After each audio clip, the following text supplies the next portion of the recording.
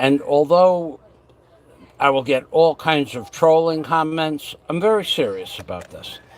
The last time I got a haircut, I waited probably 35 plus minutes on a bench in Poblacion in the sun because they didn't have an awning over the waiting area outside. And then when I got my haircut, uh, I paid, I think at that time, 50 pesos. Now they're 60 pesos. But I did have to pay for a tricycle to go there and to come back, which was 30 and 30, 60 plus 50. That's 110 pesos, $2.20. That was not the problem. The problem was that I waited 35 minutes. Now, a few days ago when I was in the city, I was at a haircutting place and the price had gone up to 60 pesos, and I probably waited 20 or 25 minutes, and the person that would have cut my hair in order, if it all would have went in order, well, I wasn't really paying attention, and he took another person ahead of me. He knew it was my turn. When I said to him, "Sir, it's my turn," he said, "Yes, sir. Just have a seat. They tell you wait a while, wait a while." So that was about as much as I could take. So I went out and bought this from Lazada. Actually, it wasn't this week, it was last week. I went out and bought this U-Beater, U-B-E-A-T-O-R, yeah, U-Beater hair cutting device, which is battery operated, rechargeable, or you can run it straight from a power cord. 680 pesos. And I got it a few days later, and now we're going to try it out. So when I say save hundreds of dollars, depending on what you believe your time is worth, and I have a value that I value my time at, I'm not going to change the value of my time. I value my time if I have to wait or do something or wait in line at $50 per hour for anything. Doesn't matter. Everybody's time has a value. It depends on what you can get done, what you have been doing. That's relatively a lowball figure compared to what I used to charge in real life. Now, of course, in the Philippines, you're not going to get $50 an hour. It doesn't mean I can't believe that my time is worth $50 an hour, because it is. Especially if you put me in the hot sun for 35 minutes, or you make me wait 20 or 25 minutes and then choose somebody before me. That's just aggravating and annoying. Plus, you have to spend 10 minutes up the block, get a tricycle, 30 pesos, another 5 minutes, 15 minutes there, 15 minutes back, 35 minutes online, 7 minutes to cut your hair. You're talking about over an hour, and then you don't get anything done for that hour. So if you don't understand basic business, time is money. That's the oldest expression in business. Time is money. And that was it. I've had it. I had it. I will never wait on another hair cutting line. And for $13, I'm going to tell you, it's definitely worth $13 because I tried it out on a small portion of the side of my head. It comes with different combs where you could make your hair a different length. We'll try this. But basically, I like to go opal. Opal means bald.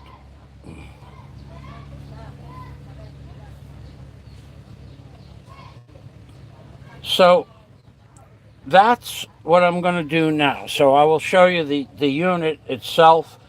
It actually has the weight and feel. Now, I did look for one of these in the BQ Mall and in the ICM Mall. ICM does not have hair cutters. They have shavers. Their shavers, electric shavers, are, believe it or not, $120 for an electric razor. That's a ridiculous price for an electric razor, but that's what it is. In the BQ Mall, they have a similar razor to this, electric and battery, for $122. This one seems to work just fine. Comes with oil, a comb, a couple of clips, and a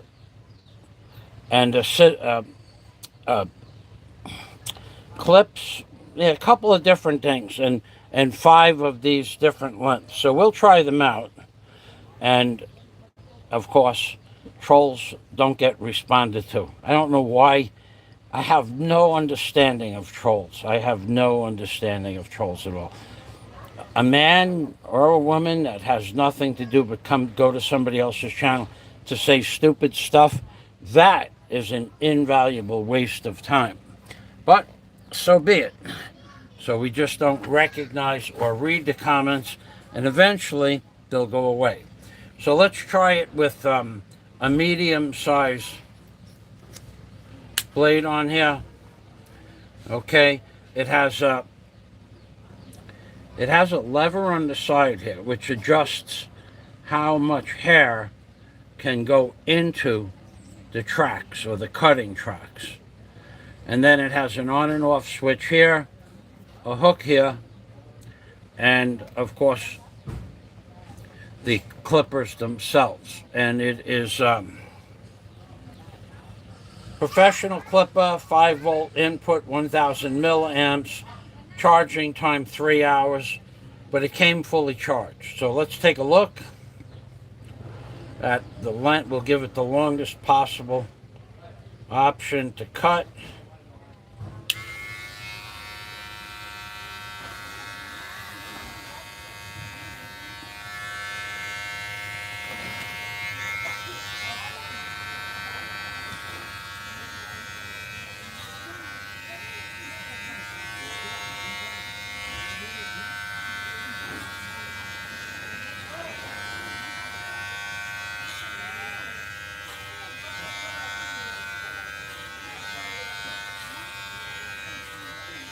You guys can time that if you want.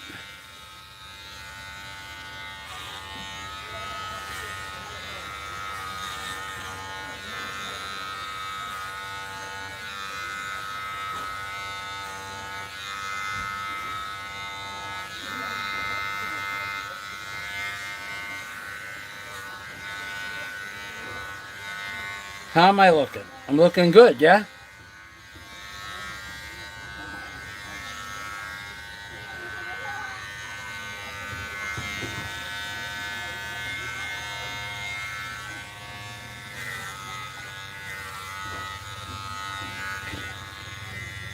I remember my barber lived, he had a place in Coleman Square. Frank's Barbershop, that was the name.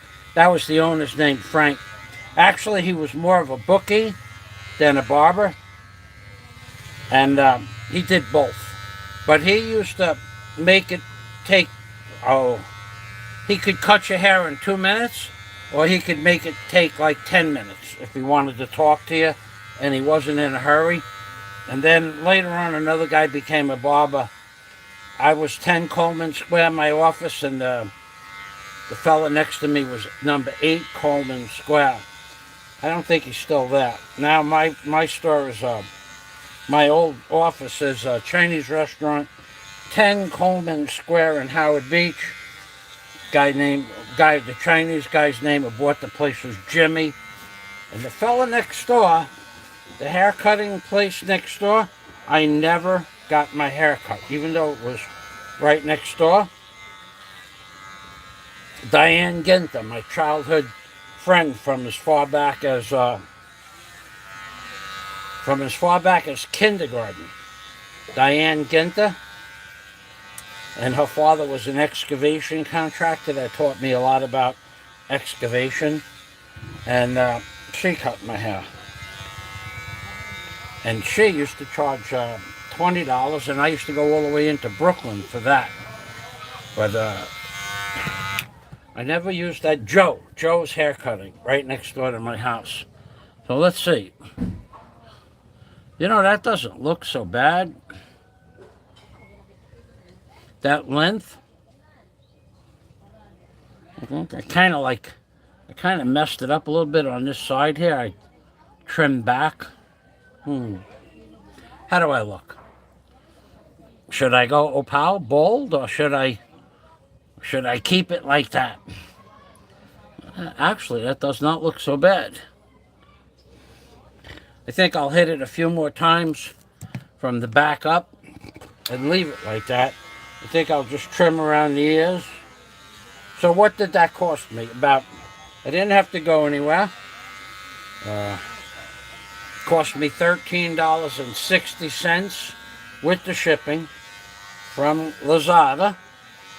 I got it in less than a week. Fastest delivery they ever sent to me. And I'm very happy with it. It works just fine. It feels like a regular barber's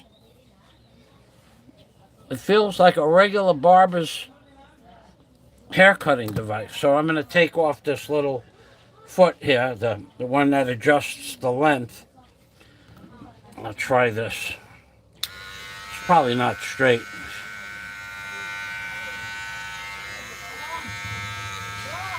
I am going to cut the back straight across. I'm going to have to put something across the back, a piece of, what shall I use?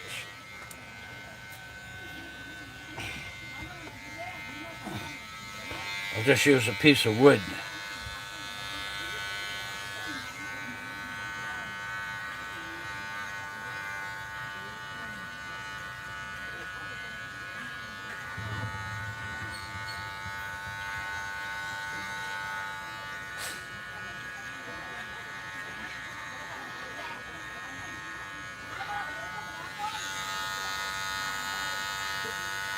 Yeah, that seemed to have worked pretty good.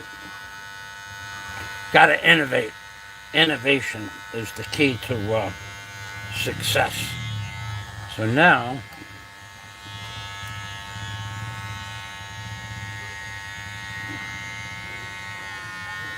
this was the part I always liked when Frank did this. Then he would go hit it up with the scissor. I don't have a mirror. That's my problem.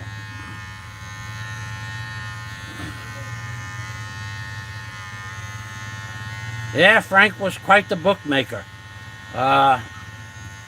He would be cutting your hair, and then somebody would walk in from the train station, and he'd walk in the back, and you'd see, you wouldn't see much, but money would be exchanged, and then he would put it in his book, of course. And I didn't know when I was a kid what he was doing. No one cared either. I mean, everybody knew what Frank did. He cut hair for like 30 cents or some ridiculous price like that. And he was the Howard Beach bookmaker. And he was lucky because he was right in between two bars. So I think that's good. I think I'm going to leave it like that. Yeah. I think I'm looking good. So that may have taken 6 or 7 minutes. And I don't really care. I don't care what the final look looks like. I did. Oh, yeah. I got this. I'll shave the back up a little bit. Get the hair off of there.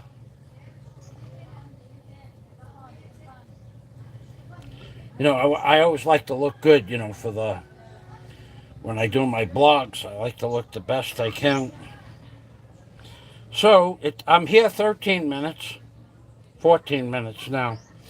It would have took me that long to get to Poblacion, and then, of course, I would have had to take a shower or a bath first. And then, when you get back, then you got to take another shower or a bath, bucket bath, that is, cold bucket bath, because you got hair all over your body, no matter how good they put the apron and everything on. It's just not the same.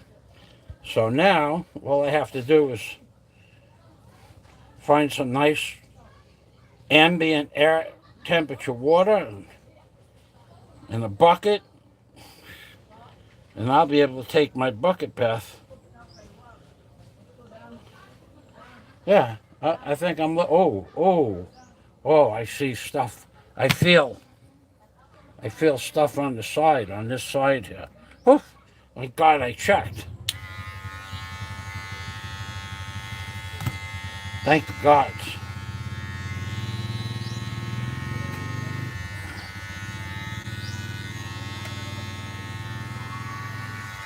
Now there is a fella that actually comes around here, a Filipino man, and not not about a year ago. It's got to be a year ago. He was cutting the Filipino people, the men in the neighborhood, the Filipinos' hair. I think he was charging 25 pesos because he has a scissor, a razor blade, and a little hair cutting device. And I asked him how much it would be for me. Of course, it was 100 pesos. But I wasn't even ready for a haircut at that time. I just wanted to see what he would charge me. So my point is, foreigners pay what they call the long nose tax, which I hate to not bring that up because it seems to be even more predominant now, the long nose tax.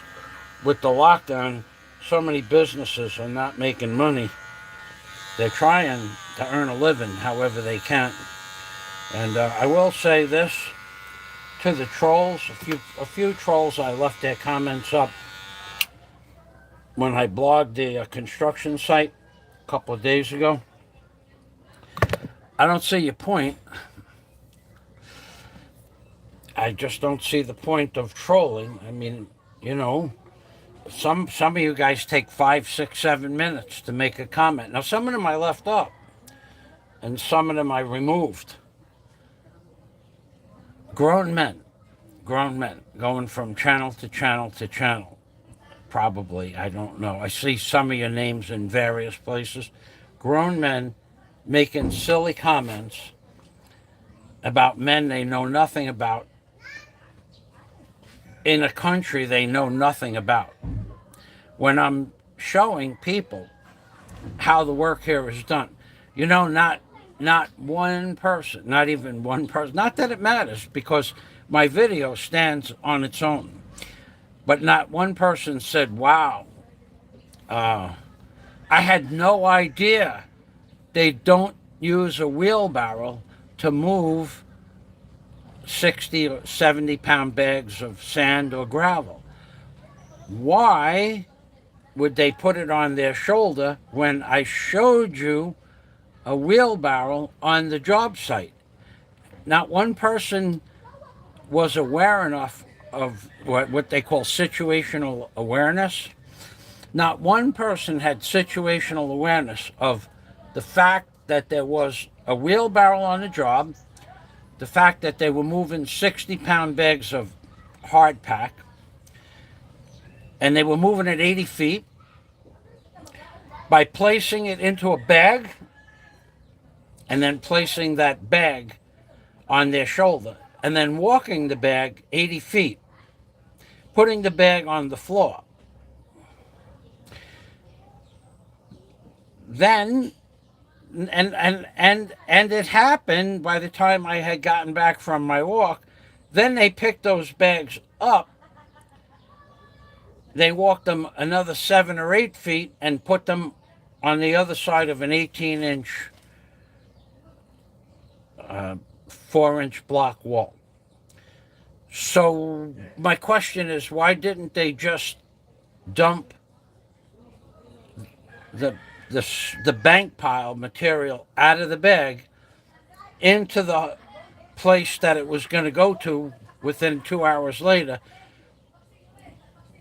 No plumbing was done, no electric was done, but they moved the material from the pile into the bag, from the bag to 5 feet away from the house, and then an hour and a half later they picked that bank material up and moved it 7 feet to the other side of the wall.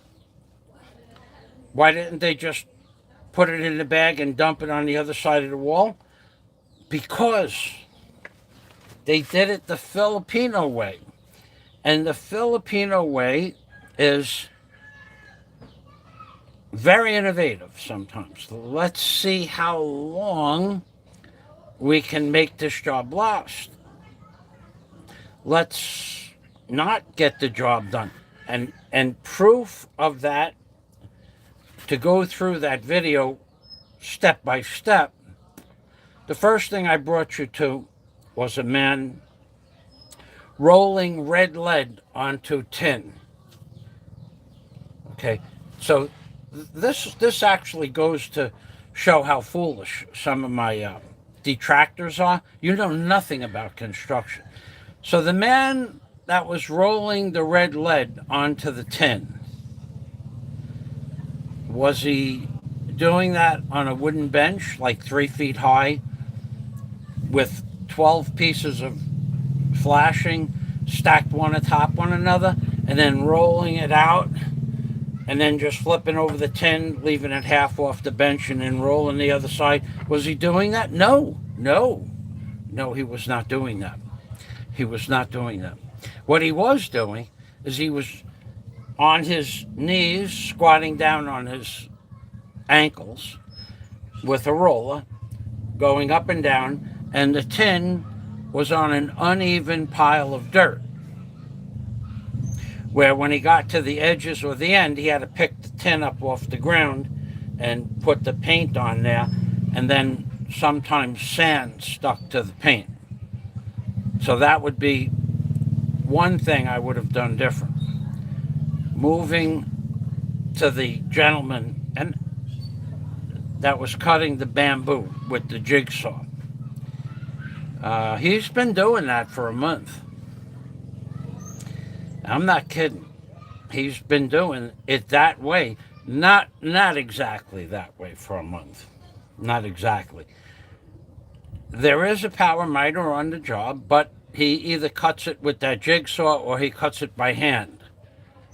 So when last I went on the job site, and I do have permission to go on the job site, and not only that, there was a comment I left up: those men don't want you on the job.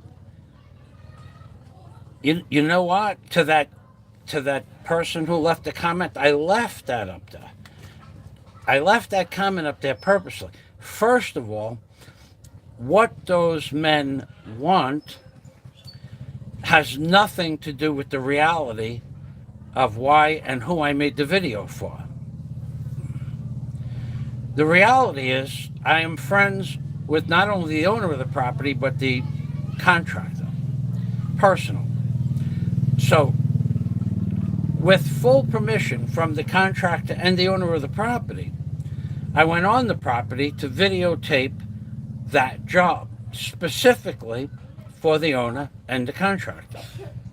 So what the men want, or what you think the men want or don't want, has nothing to do with the reality of the situation. Now, does the contractor know of a faster way to cut the bamboo? At the rate the gentleman that was cutting the bamboo, not Angelo, but I forgot the other fellow's name. I know most of these guys for upwards of 5 years. At the rate he cut the bamboo, he did about 22 pieces a day. He's been averaging about 22 pieces a day with the jigsaw. But a lot of times he uses a handsaw, not the jigsaw, because sometimes there's a blackout. And then in that case, he uses the handsaw. But that's not the only reason he uses the handsaw. Sometimes he uses the handsaw because the electrical cord is being used by somebody else on the job and there's no electric. That's the truth.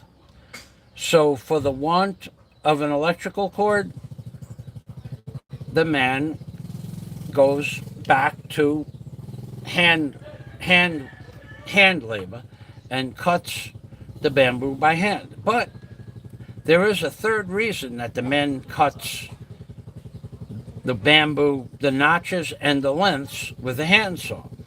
And that is sometimes the electric goes out here. So if the electric goes out here for like half an hour, they'll go to the handsaw. But when the electric comes back on, they'll stay with the handsaw. Now you would say, why? When they could use a jigsaw. Well, they'll stay with the jigsaw in case the electric goes out again. They're already in the handsaw mode.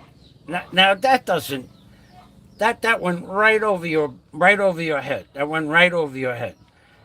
If the electric goes out again, we already are using the handsaw. We're in gear to use the handsaw at 1/10 the speed and capacity to get the job done. But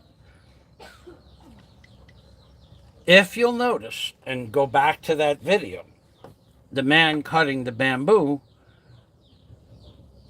had the bamboo in a notch of a 4-inch concrete block, not on a table, not on a level surface, but in the notch of a concrete block. And then each piece he measured individually, even though, in theory, the two pieces of metal are parallel, top and bottom. He measured each one separately. So he gets 20 or 22 pieces done a day. He's been doing that job specifically for 1 month. Does the contractor know of a faster way? I am absolutely certain the contractor knows. But if the contractor was to tell the men to do it a different way, a faster way, I don't know what would happen. I don't know if the men would follow the lead of the contractor or there would be animosity for that. I don't know. I do know that in the past I have given suggestions to Filipino men on jobs, and they just ignore me as if I had no construction knowledge whatsoever, as if I never did this before. I'm just guessing. Okay, that would never happen on my job. On my job, if I ask you to do something, you follow my lead. If you have a better way, I'll look at it, but probably you're going to end up doing it my way. Now, moving to the next concept, 22 pieces a day. Is there any of you geniuses that are watching this that could figure out a faster way to do that wood, to cut the wood and notch it? I'll ask you, because all of the Filipino blogging trolls are here now. I'll ask you, can you tell me a faster way? Because I could tell you a way to cut easy 150 pieces a day, one man. So let me ask you geniuses that are trolling me. We have Captain something, and let's see how smart you are. Humbled expat. Let's see how smart you are. I'll wait a few minutes for your response. I won't tell you, but I will tell you that by myself, easily, I could be done by lunch with 150 pieces a day. 300 on an 8-hour day. Installed 300 pieces. So we would go from 22 pieces a day, the Filipino way, to 300 pieces a day installed my way, with the same precision. Actually, a little more precision. So let's see. Come on, geniuses. This is a quiz. Show us how smart you are. Show us your construction knowledge. Because none of you have much construction knowledge. You just have the ability to come and troll my channel. Now, moving over, or moving to the back, the man doing the stucco man, what they call plastering, easily he does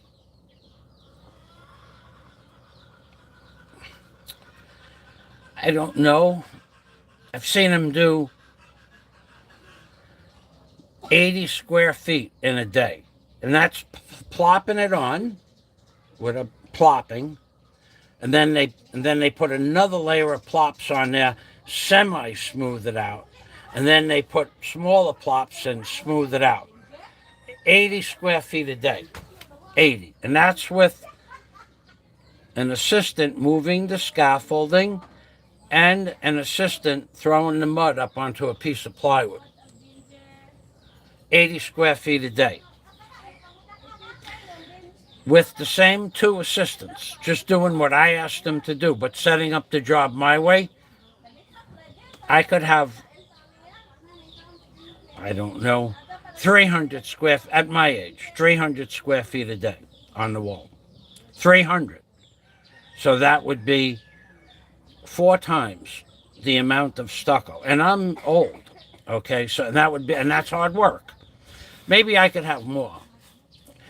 When I was their age, I could do 700 square feet of plaster a day with an assistant to mix the mud and an assistant to move the planks on my scaffolding. 700 by myself with the trowel and an 18-inch hawk and a 14-inch trowel. It's a special stucco trowel. It's an aluminum trowel. Has a 1/4-inch round bead on the end. I have about 4 of them here for this job.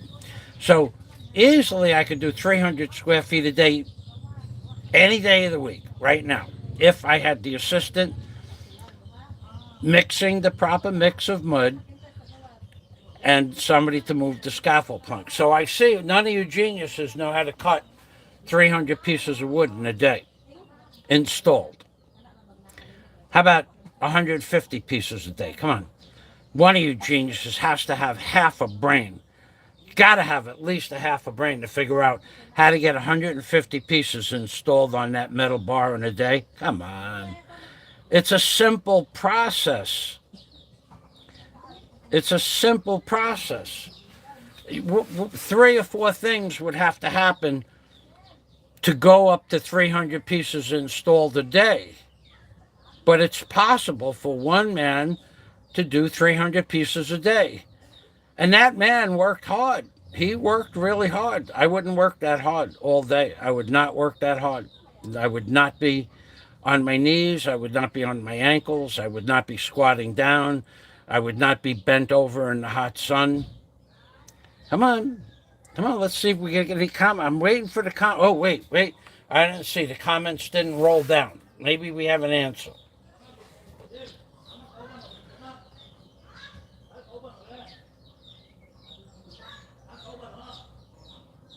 You will be blocked, Captain. You will be blocked. John Parrish. Hey, John. Welcome to the machine.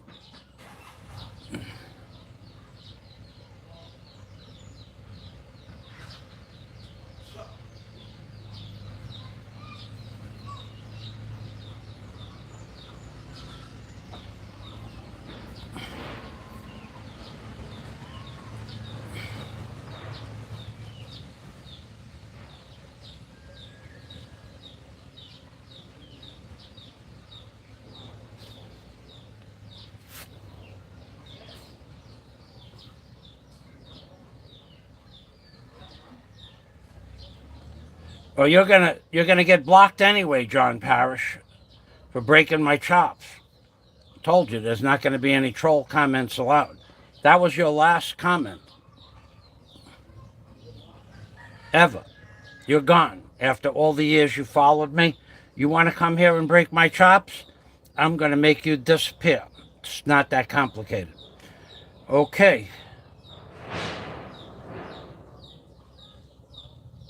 So, the job site was more organized than most of the ones that I was on. All right, so let me go through the comments.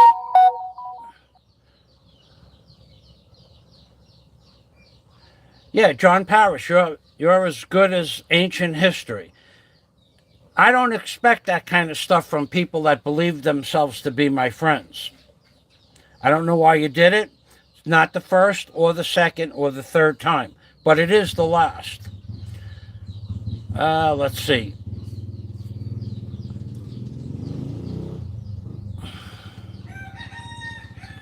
Chasing concrete using a piece of pipe with a masonry nail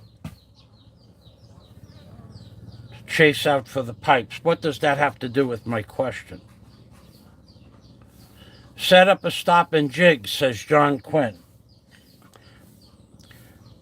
That would be half correct, John Quinn. That would be exactly half correct. How do you make the notches?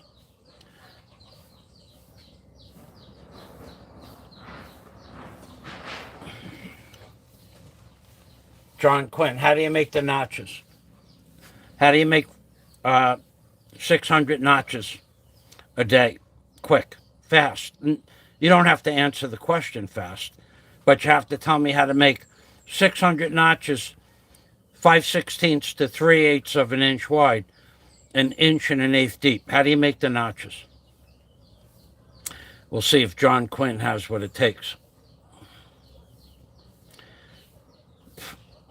John Parrish, who are you to ask me personal questions? Knowing that I don't answer personal questions and knowing that I block people that ask me personal questions. I always said that if you want to ask me a personal question, put $20 in Super Chat next to the question. But you have never Super Chatted me. I've never asked you to Super Chat me. And I'm going to ask you to stop making comments on my page, because as soon as I get into the house, which is going to be minutes from now, I'm going to block you forever. Now, that's what I think of people that ask me questions about Daisy. None of your business, number one. Number two, if you were my friend, and I know damn well you're not my friend, you could have contacted me privately. But you didn't do that either. You have to make the question public to try to embarrass me. So now I know I'm not going to embarrass you, but you are 100%. I wouldn't care if you apologized 100 times and wrote it in longhand. I'm blocking you. You know damn well I don't like those questions. And number one. Number two, it's none of anybody's business. And number three, you put it up on the board to break my chops. I'm just going to make your ability to comment on my page under John Parrish invisible. So let's see if John Quinn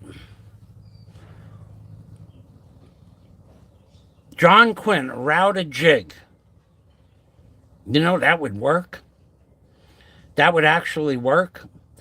John Quinn solved the problem. That's not how I would do it, but that is a definite solution. John Quinn has construction skills. He definitely has construction skills. Thank you, John Quinn. I would do it. I would have everybody knows I have a 14-inch Ryobi miter with a 14-inch 60-tooth blade. I could cut 1,000 cuts of those bamboo a day with no problem at all on a bench with another man. Easily 1,000. That would only take 3,000 seconds with a good man, a solid stop, and a sharp blade. You could do it 1.5 seconds per cut, maybe 4,000 seconds. That man would have to be spinning bamboo, but you could do it 4,000 seconds. 10 minutes would be 600 seconds, and 8 times 6. It would take 2 hours to cut all 300 pieces, no problem. 2 hours without breaking a sweat. But then you'd have to have them in a pile. With John Quinn's idea of a jig for a router, that would work very, time consuming, but it would work for sure. And it would be more accurate than my way. But my way would work just fine with me operating a chainsaw with a 3/8 inch wide, a 5/16 wide cutting blade in a jig, like you said, in a jig. So you would just put that piece of bamboo up against the end of the jig, hit that chainsaw in 3/4 of an inch. You wouldn't be able to jig it with a piece of metal, but you could jig it with a piece of wood that was like, say, 1 inch away. So you would never touch the jig. So, and it wouldn't matter if it was dead center or not. You could get it close enough to dead center by eye to get that in. So I would use a 14-inch power miter with a 60 tooth blade on a table with a solid backstop. One end, first you cut the one end to clean it up, spin it around, and then you push the bamboo through to the backstop. And then cut the other end for the length. Then get 300 of those down on the ground, and then take the miter off the table and set up a quick stop for the notch with a chainsaw. And you wouldn't have to use a big chainsaw, just a 5/16 inch blade. You could use I have multiple chainsaws. I think I have a 20-inch bar, a 22-inch bar. I have a 26-inch bar, and I have a 30-inch bar on a steel 290. Way too big to do that job. The steel 290 will go through a 30-inch tree in less than a minute, sharp like a razor blade. The steel 290, well, what a machine that is. And but anyway, so but I don't. That was for when I used to deforest in the Florida Keys or cut timber. A lot of times I did jobs cutting whispering pines down. They're 8 feet in diameter, some of them, 4 feet, 5 feet, 8 feet. I have lots of videos up on my other channel of cutting down trees as thick as 8 feet, but that's still 290. Okay, so let me read the comments.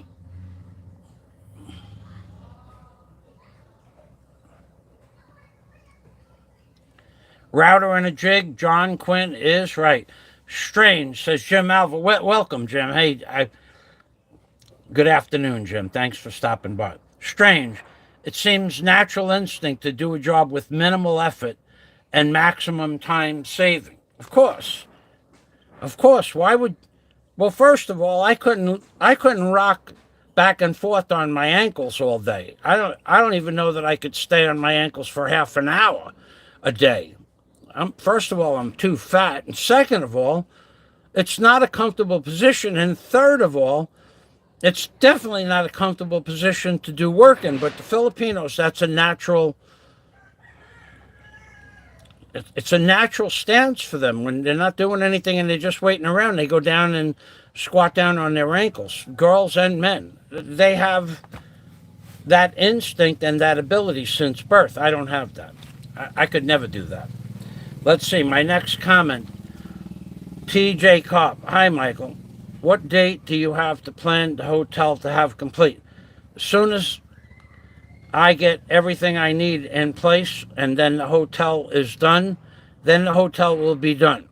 That's a troll comment, but it's a positive troll comment. Very nice job. Well done, T.J. Cobb. AZ, see you at ICM. How's the dentist there?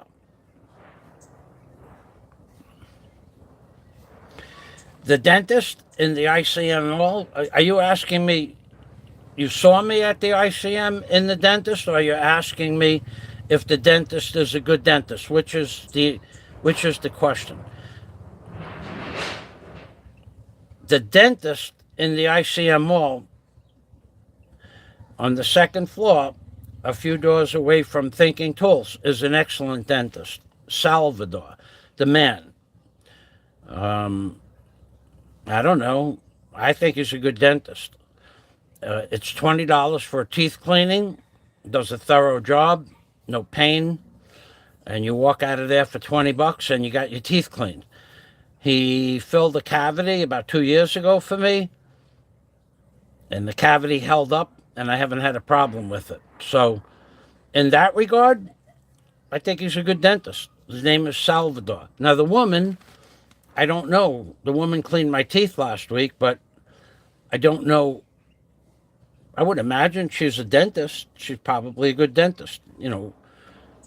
I don't know. If Salvador's the owner of the business and he's a good, very good man and fair, and he's a good dentist, he probably has a good woman dentist working for him. Could be his wife for all I know. So, how's the dentist? The dentist is good.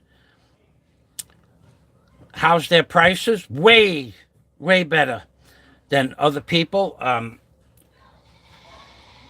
The dentist in the BQ Mall, a woman, is no, I would never go to her again, ever. I went to her. Uh, Everybody was charging 1,000 pesos 4 years ago for a cleaning, and when I was done, she asked me for 1,500 pesos, which I gave her. But when I went in, I asked the secretary how much, and she said it's 1,000 pesos. But when I left, it was 1,500. I paid it, but I never went back. And I had a cavity. I had two cavities. She didn't tell me about those cavities. About a week later, my tooth started hurting, and I went to Salvador. Or no, I went to a different dentist up the road from BQ, and he fixed my teeth. Oh, that guy was really good. Oh God, he was.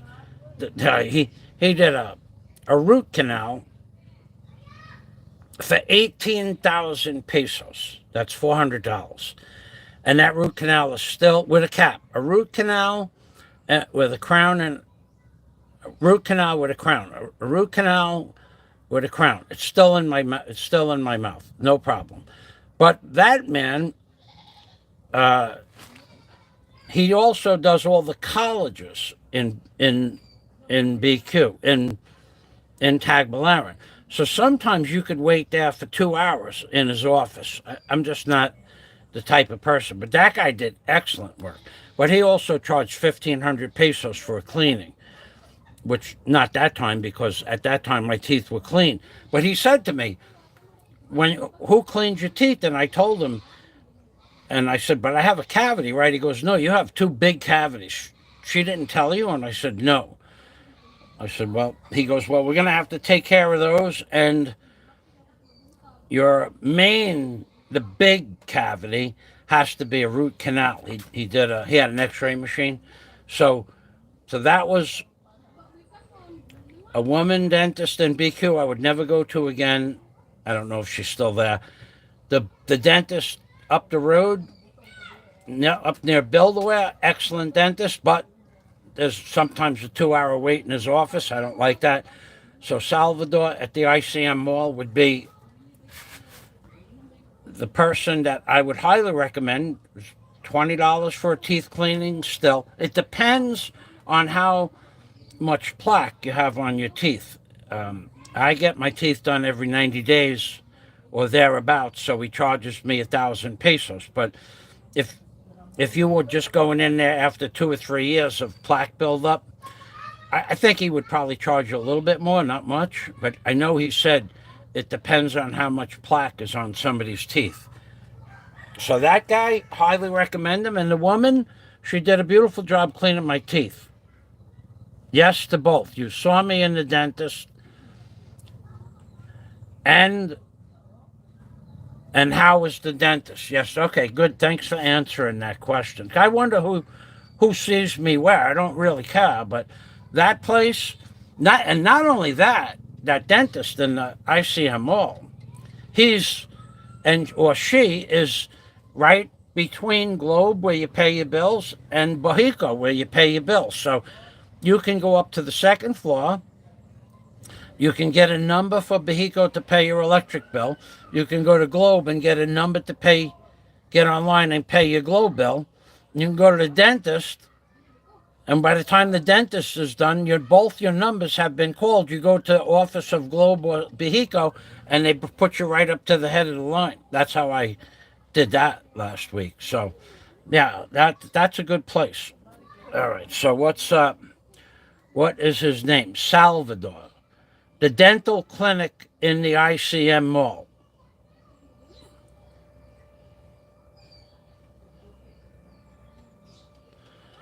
No. To be honest, I haven't been to the prawn farm in a long time. Uh, I have the food at the prawn farm is very good, but I have a reason which is totally bizarre to some people. But the last time I went into the prawn farm, okay, it's a known fact that however clean the bathrooms are, people believe that's how clean the kitchen facilities are. And I went into the bathroom the last time and I gagged where I threw up because of the urine smell. I'll never go back. It was that bad.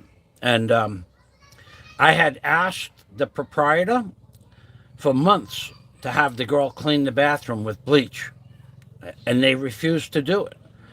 I can't make them do it, but I don't have to go there. I didn't take their videos down, and I didn't make a big thing of it, but I literally went into the bathroom after a big meal and gagged on the urine smell so bad that I threw up in the bathroom and got sick. And I said to the urine smell in the prawn farm bathroom is a fact. Anybody that's ever been in that bathroom knows it's true. And I asked the management for months to have them go in and clean that bathroom up with chlorine. They wouldn't. But when I got sick and threw up the food that I just ate, I never went back. I'm never going back. You want to send them this video? I'm sure that one of the creeps out there will send them the video. Go ahead, send it. They know the bathroom stinks. I actually walked the manager into the bathroom one day and said, "Do you smell that?" And she said, "Yeah." And I said, "This is disgusting. What do you think you are smelling when you're breathing in the scent of urine so thick that it makes you gag? It makes your gag reflex in your throat. What do you think is going into your lungs? It's urine from hundreds or thousands of different places. If you think that that's normal, I don't. If you want to tell the people at the prawn farm what I said, that's okay. That's okay. It's my decision to go into the prawn farm or not. Now, until today, I never mentioned it. But you people have to understand biology. When you breathe in a perfume, for instance, you're breathing in particles of perfume. When you breathe in, when someone passes gas and you breathe that in and you smell it, you're breathing in tiny particles of fecal tissue that are floating around in the air in a gaseous form. And when you breathe in urine and you smell urine, you're breathing in the urine that's in the form of oil all over the floor and around the urinal. You might as well just lick the urinal. You may as well just lick it. If the scent of urine is enough to make you gag, then you can lick the urinal without much more of an effect. And when I vomited in the bathroom, I never went back. I paid the bill. I talked to the manager, told her I'd never come back, and I never went back. Okay, so let's read the comments. I'm sure I'm going to get some blowback on that.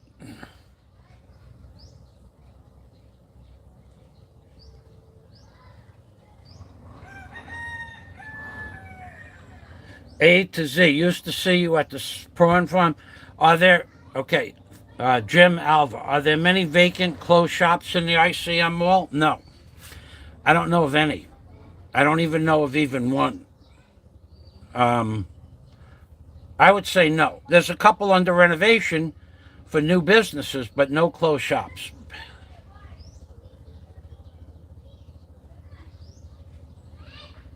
Ah, yeah, that was another thing. A to Z. AZ. Um, During Cyclone Odette, when we needed electric most, they closed up the outlets, the electrical outlets. And I didn't think that was a good business move because the people that were using the electric were typically eating, so they may stay a little bit longer, but and they probably did stay a little bit longer. But me, I was a steady customer for a year, and I just didn't agree with them closing up the outlets in a time of a crisis, especially if you know the truth is I gave electric to 30, 20, 50, 60 different people a day for free here in Bahal. The Battalion Brawler, the man that was commenting before, he sent me a $200 cash donation to after I bought the generator. He reimbursed me for the $200 I spent on the generator. One Lonely Farmer gave me $200 for gas, so it didn't cost me anything to give the people the electric. And I never charged a local even a peso. And I with no money coming in at all. It's not like the prawn farm, they're making money and then they took the electrical outlets away. I was making nothing. I had no there was no benefit at all for me to give the electric. I didn't receive free tricycle rides. I didn't receive motorcycle rides. I didn't receive free stuff from the Sari stores. I received nothing. Once in a while, I'd get a thank you. That's all. And it didn't cost me anything anyway, because everybody else paid for the electric and the gas. It just cost me some time sitting in front of the machine. But the prawn farm, which is a huge, major work earning business, when they took that away from me and everybody else, I did not agree with that. I talked to the manager. I had no problem talking to the manager. I'm a steady customer. You could make an exception for me, but they would not.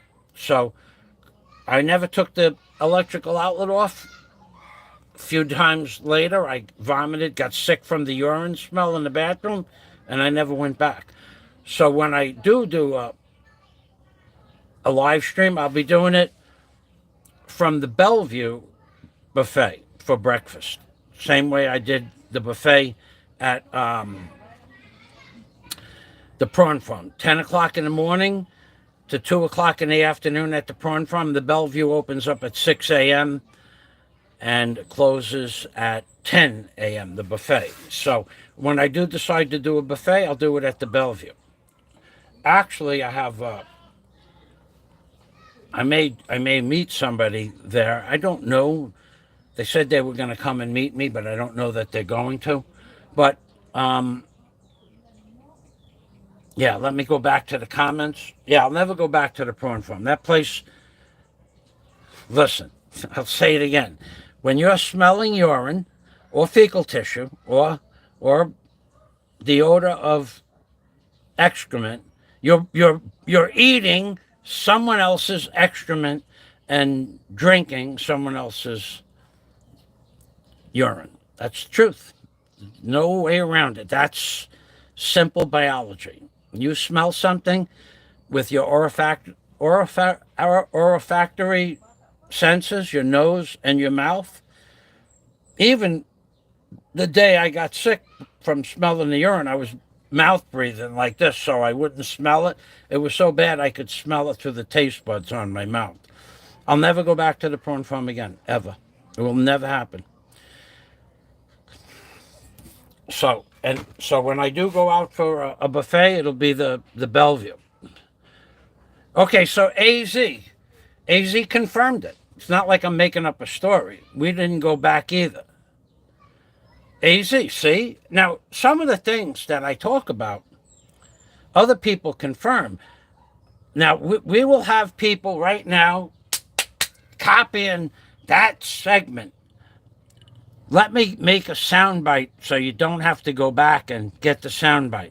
I, Michael Fazio, who went to the prawn farm almost every week for about a year, once a week, sometimes twice a week,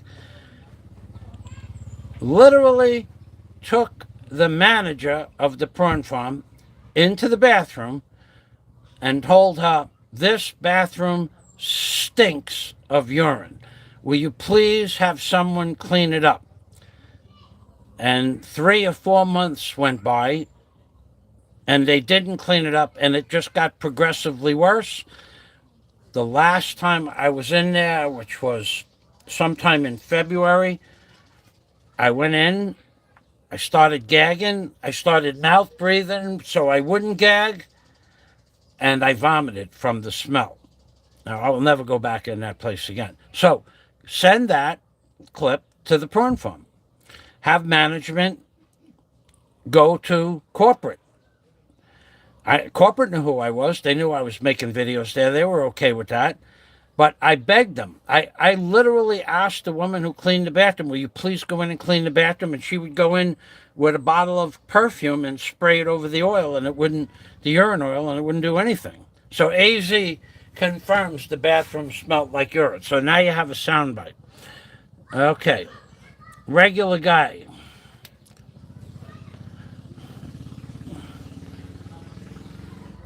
Regular guy in the Philippines says, "I won't go there." Bose. Now, Bose is, that place is spotless, man. And I think I've had coffee and a croissant at Bose. That place is a delicious treat. Bose, any Bose that you go to in any mall is an excellent place. Our Philippines life. Hello, welcome. We were talking about, did I vomit on the sink? No, I vomited all over the urinal. My head was, I was working, I was doing my business in the urinal, and I was holding my bag in one hand, and I just vomited all over the wall and the urinal, everywhere. I mean, what could I do? When you're going to vomit. And then it was all the food that I had just eaten. When you vomit, do you care where you vomit? As long as you don't get too much on your feet, you're good to go.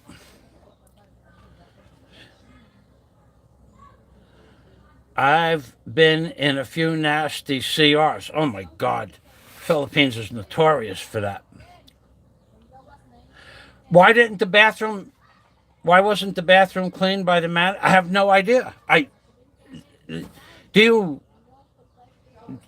Do you not think I thought about that? I mean, how many times do you have to ask somebody to tell them that the smell of urine is so bad it gets me nauseous, and they don't do anything about it? Even I held her hand. I didn't hold her hand, but I walked her into the bathroom. I said, "Come on." She was really paranoid to go into the bathroom also. She didn't want to go in the bathroom with me alone, even though the bathroom's open and there's no door. But I said, "Do you smell that?" She goes, "Yeah." She just walked right back out. I says, you need to get this girl to clean it. She just didn't do it. I mentioned it 1 or 2 more times. The girl never did listen, chlorine, cheap product. You can make it for about 5 cents a gallon. You can make a strong mix of chlorine for about 5 cents a gallon. It's cheap, and you just put it in a spray bottle and spray it on the walls or around on the floor, behind the toilet bowl, on the tank, the John part of it. Cleans it right up. Just make a strong mix, spray it in the bathroom for about half an hour, 45 minutes before the place opens. It'll smell. There'll be no smell. Urine oil does not You can wash urine oil with soap and water; it doesn't come off. And how do you get it in the cracks anyway? It was in the cracks. The urine oil was thick enough to scrape on the bottom of the urinal. It was just a layer of oil. That's why they call it urine oil. It was just a layer of oil. And it was nothing, there wasn't anything complex about it. It was oil of urine. Hey, I don't know what to say. That's disgusting.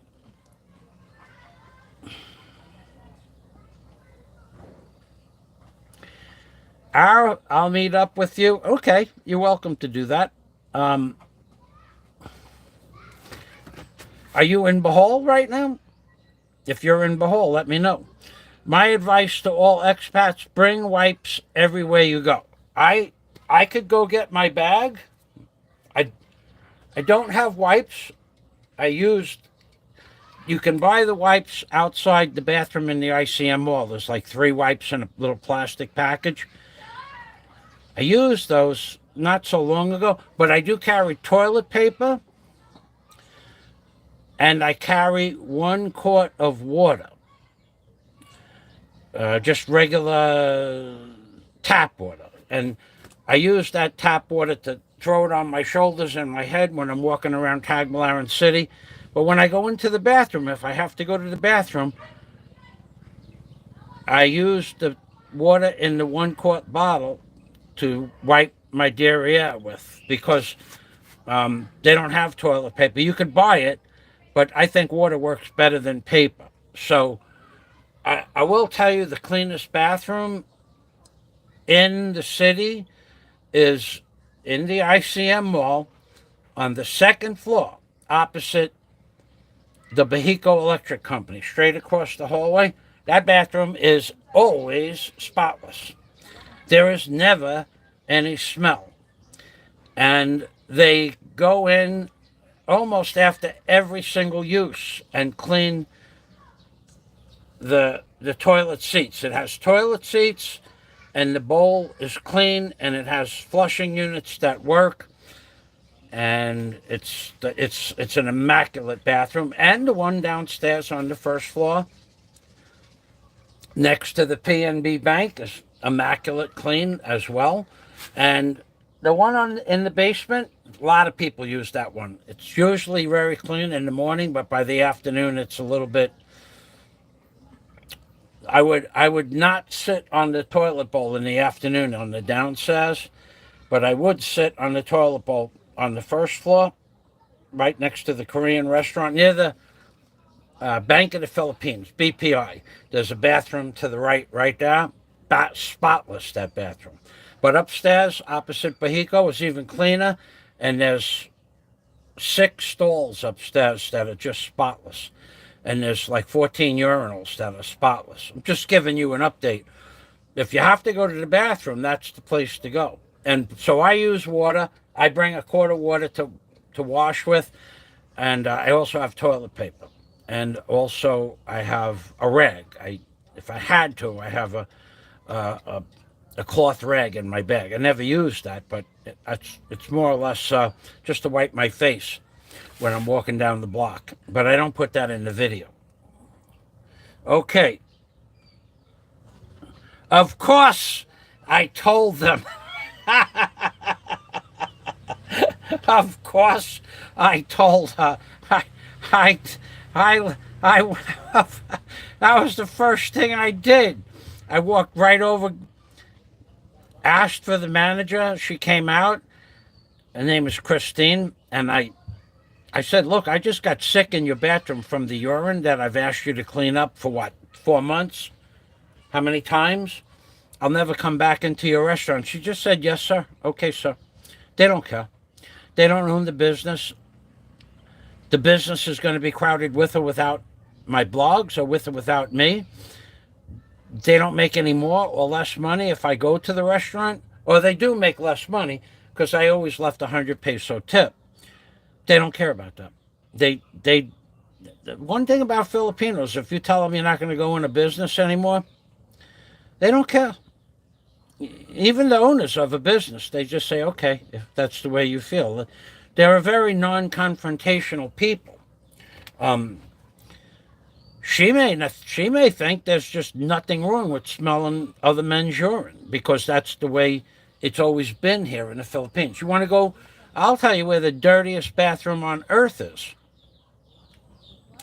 There is no such thing as a more dirty bathroom in the Philippines than the bathrooms before you go into the Church of Similar, Similar, the Church of Similar. It's this huge complex of churches, Catholic churches with statues and hundreds of different rooms for prayer and thousands of different statues of the different saints throughout all of history. And there's some bathrooms at the bottom of the hill before you go into the church. You can't go in there. I don't know now. I went in there in 2014. That was the dirtiest. There was matter from hundreds of people all over everywhere. I had to go to the bathroom, number 2, and I walked in there. I couldn't get. I walked out, and I walked into the forest, and I did my business in the forest behind the bathrooms. Couldn't go in that bathroom, and that was the little town that's right at the base of the Church of Similar. That was the.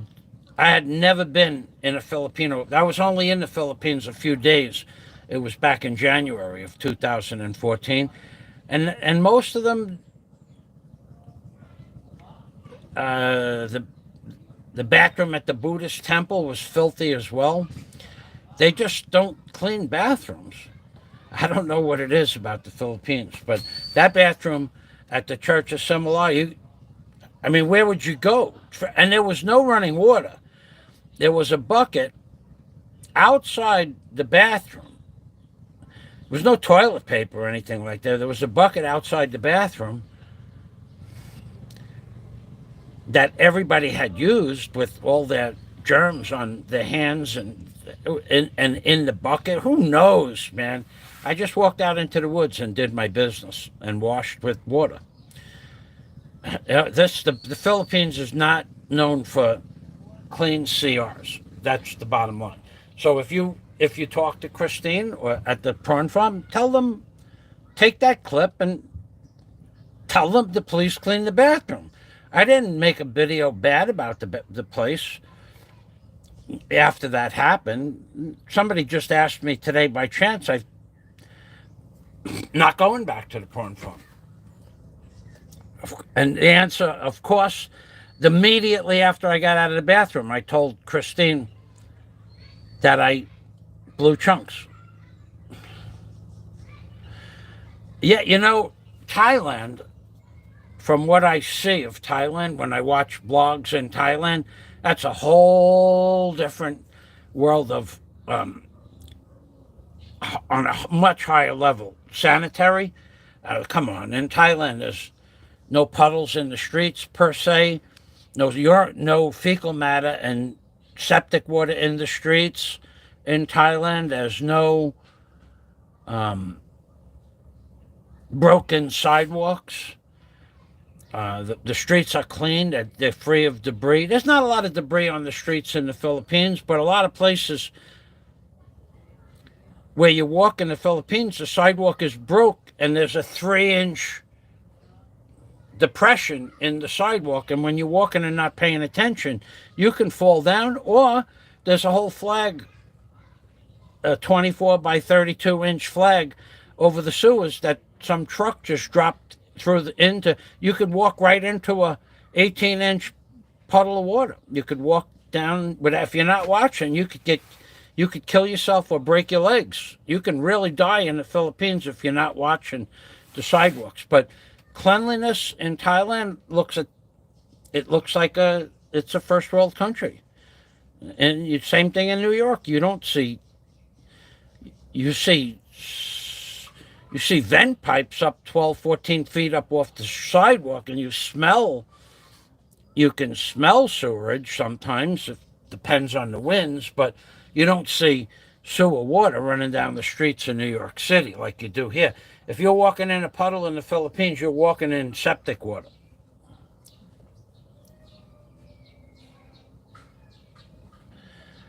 Yeah, I don't. Yeah, regular guy. I ate there a lot, and they probably didn't make much money on me if they made any money at all. But on the other hand, there's a lot of Filipinos, and I don't know why. They go to the prawn farm, and the first plate is 3/4 full of white rice, which costs about 3 pesos, 3 or 4 pesos to put that much rice on the plate. And then they have 2 shrimp and 1 piece of chicken. And then that's it. And they may go back for a dessert, like a piece of cake, and they might have a glass of uh, juice. But so a lot of people only have 1 plate of rice with 2 or 3 prawns and a piece of chicken. And they're charging a lot of money for that. So in that regard, they're making a fortune. But for me, no. But they know there are people like me. They know that there are people like me that they're going to break even or even lose money on some days. But when you think about it, pesos, 400 pesos are a kilo of prawns in the supermarket. But they have their own prawn farm. So it may only cost them 150 pesos for a kilo of prawns. So their profit margin is much greater for chickens and prawns. They probably have their own farms for that stuff. Now, where they would lose money is broccoli, unless they have their own broccoli farms. Mindanao has broccoli and lettuce. I don't know, but that's expensive stuff, but they still seem to make money. So how they make money, I don't know. I'm not prawn farm corporate, but you're right. They work on a thin margin. Regular guy I'm just catching up. He goes, ha ha ha, yes sir, that's hilarious. They don't care. It they don't care if you don't go back. If you say, look, I'm not going to go back to your business anymore, they say, yes sir. They don't care. They don't care one way or the other. It's not their store. Why would they care? Not only that, even if you were the type of person to write a letter to the corporation, they don't care. They just don't care. Do you not think I spoke with Christine about the urine smell? She didn't care. She didn't bother her. Didn't bother her. Bothered me, and it bothered other people that went in there. But they don't care if you don't go back. They don't care. You don't think anybody ever called me up or left a message on my video saying, "Hey, Michael, we miss you." No, and another thing, and I don't expect them, but in how many people did I bring in now that you did not see? But how many people did I bring in there from my videos? Many. They never gave me anything for free. I never asked, but they never offered. And the girls or the waiter, I always put 100 pesos, mostly always, unless I got really bad service, but I always put 50 to 100 pesos in the tip jar, 500 for Christmas and New Year's. They never, the waiters and the waiters, they can't give you anything for free, but I never expected it. But they don't offer. It doesn't matter how good of a patron you are, you're not going to get anything for free. They don't do that here. But in the same respect, Filipinos don't tip at all. I sat next to a table of 12 Filipinos. They ate meals, not the buffet. They had meals. They didn't want the buffets. Some of them had the buffet, but most of them had meals. Their check was somewhere around 8,000 pesos. Okay. They had the crab legs. They had fish, broiled fish. They had all the entrees. And for 8,000 pesos, the guy came back and gave them change of 1,000 peso bill, and they didn't even leave him not a peso. They don't tip Filipinos, so they don't care, and no one would complain that they didn't get tipped. I always tip. So let's go to the next comment. How about the bathroom at the bus depot? Well, that place is filthy. And if you want a worse bathroom than that, go into the bathroom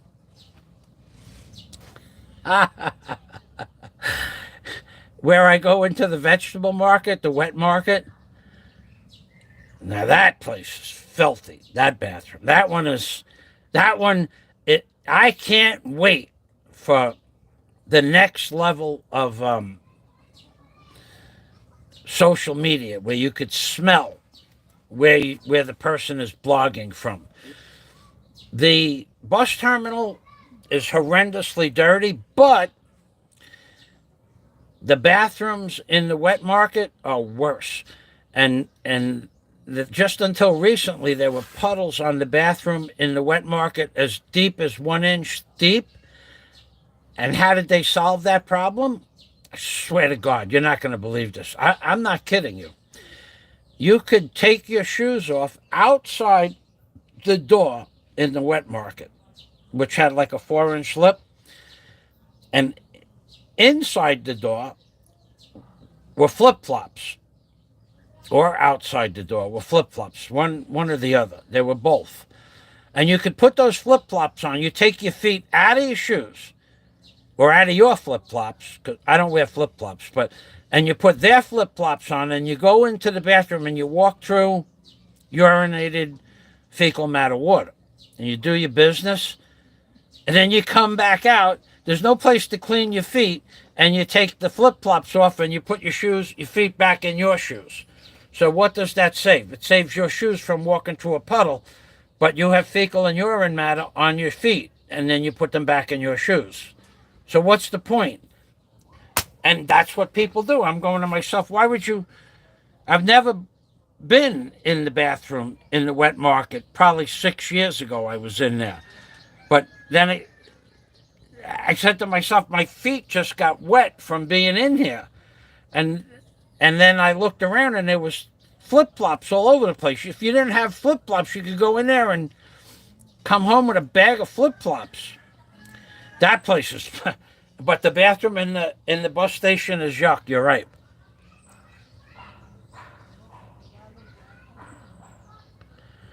No, impossible. Regular guy, impossible. Not possible for them to take the land back. It's a 20-year lease with the only way they could get the land back is if I walk away from it. They can't take it back. There's a clause specifically that can't happen. And on top of that, I have a great landlord, so that they don't want the land back. They would. I spend every holiday and every birthday and every fiesta at their house. They'd have no animosity towards me, aside from what you might hear. None whatsoever.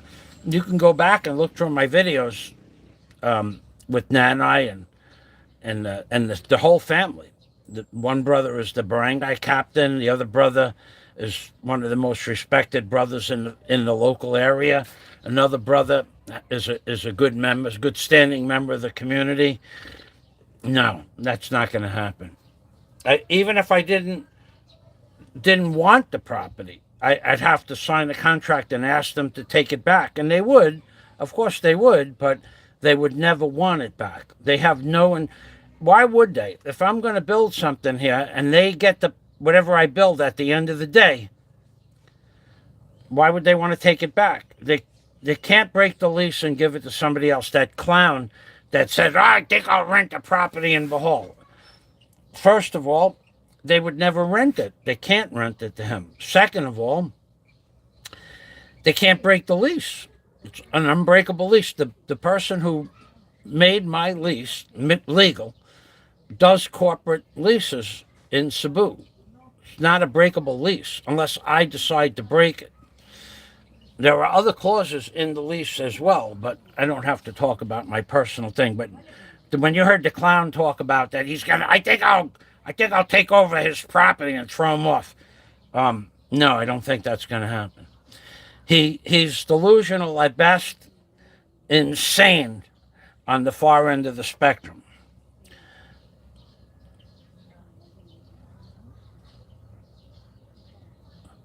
Great to hear New York Kari. Okay. Haha, I will have to check out the wet market bathroom yuck, but I will wear my rain boots. Jim Alva. Heard the Stanley House has been closed. No, that's not true. That was never true. See, the clown. That's the clown. The clown making false statements. The Stanley House is book solid, been book solid for years. It's not closing. There was no problem at the Stanley House, and there is no problem between myself and the owner of the Stanley House. That's all in the imagination of the clown. And one day, his imagination's going to run wild and run him over by accident. So, no, the Stanley House is open. Somebody throw $20 up on the screen, and I'll walk next door and I'll introduce you to the manager, and I'll ask him if the Stanley House is open. I think it's worth $20. You guys have been asking me questions for an hour. Feel free. I won't beg you for a coffee, but I will tell you $20 and I'll answer a personal question about the Stanley House. No, I won't answer the question. For $20, I will bring you over to the Stanley House. So get that super chat out. And talking about e-begging for a coffee, I think that's a great idea. I think I want to look into that buy me a coffee link. I like that. But I don't know that you could use it on YouTube. I don't know how that works. Anybody know? Want to send me a link for that? It'll get spammed, but I'll check it out later. All right, I'm going to wait. You guys somebody gotta want to know. Somebody gotta want me to walk over to the Stanley House. Why do you listen to that clown, Jim? Well, why would the Stanley House is one of the most, it's an icon in the neighborhood. It's great prices, place is spotless, immaculate clean. They don't care about my construction project next door at all.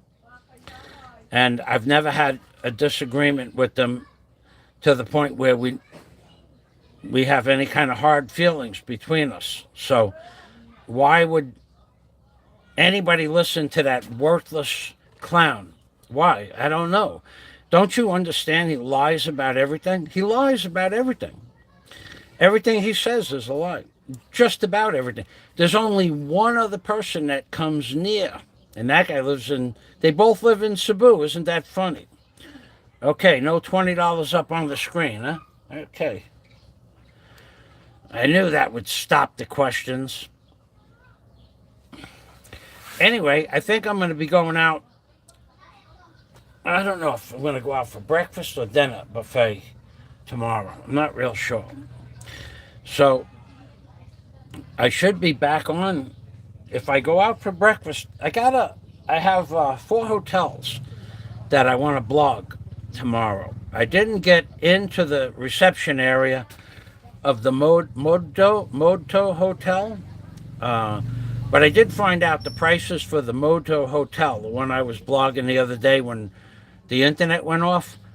Prices start at $140 a night.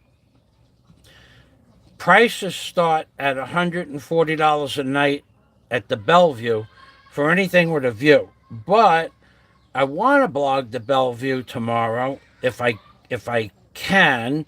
I want to see if they will bring me up to one of their 20,000 peso per night rooms. They have some beautiful rooms up there, rooms with a view on the fifth and sixth floor.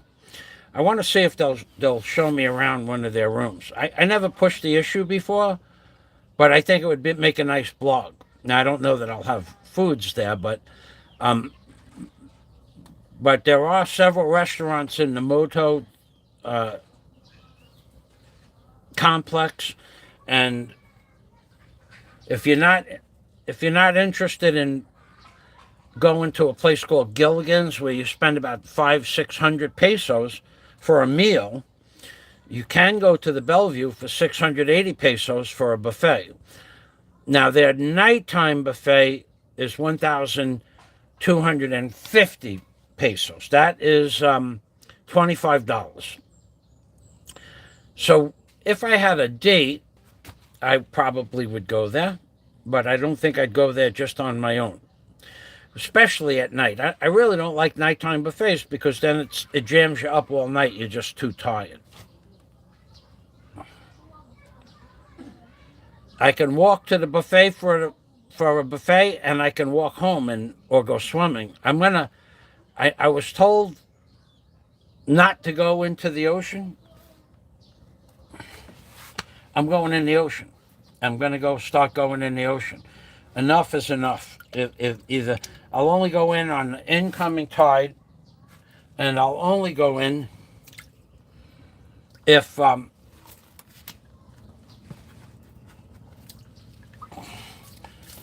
an incoming tide, and I'll only go in when the tide is more than half full. So it's been, the last time I was in the water, it's going on 1 year and 9 months. That's way too long. Way too long. I have to, they said stay out of the ocean. The infection is healing up nicely, but we don't want you to go into the ocean. I don't know. Some people say go in the ocean, the salt water is beneficial. We're going to find out. I'm going to be going swimming. I'm going to charge up my GoPro, and I'll be going out to the reef one day this week. It won't be live stream because I can't live stream with my GoPro, but I'll do a video of going out to the reef. Because out at the reef, there's turtles, the big turtles too, not the small ones. The leatherbacks, the 3 foot with a 3 foot shell on them. Many. You could go out there. You got to go past the reef. You got to go out to the buoy. That's deep water. That's 100 feet of water, and that's blue water, and it's cold water. I can't get anybody to go with me, so I go by myself. But I have not been out there in 2 years, so I feel the need. And I'm going to go in the water this week, snorkeling at high tide. And if that does not affect my leg in a negative manner, I'm on, right now I'm on amoxicillin 625, 500 milligram pills, and clindamycin. It's working. The wounds have laid down, and they've stopped. They started to close up even, and they stopped leaching fluid pretty much. But they have me on a new medicine. Scott Del Fuego was telling me that the new medicine that I start on Monday is the medicine they give you if you have anthrax. I forgot the name of it. When I start the medicine, I'll do a blog. When I start the medicine, I'll do a blog on the medicine. I'll let you know. But the leg has been healing over the last year. 8 of the 11 wounds have healed up completely where there's just perfect skin now. And 3 have gotten smaller, but they're not gone. So that took a year to get rid of 8. And that's it. That's the deal with that. And it's getting better every day, but it's just not healed yet. So I'm going to start going in the ocean. If it gets worse, I won't go in the ocean anymore. But if it doesn't get worse, I got to get back in the ocean. I gained so much weight from being inactive. I used to swim a kilometer every day, or on average, from my house to the Bellevue and back is well over a kilometer. And I would do that 3 or 4 or 5 times a week. Sometimes I would go all the way down to the Moto Hotel and then back, which is very close to a mile in one day. And it took 2 hours, but that was my routine, and that's when I was thin. I can't keep this up.